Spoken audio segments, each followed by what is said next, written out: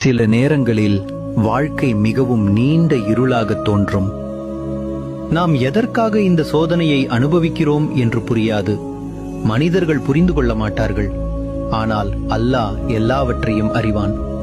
இது ஒரு நீண்ட மற்றும் வேதனையான சோதனை காலமாக இருக்கலாம்.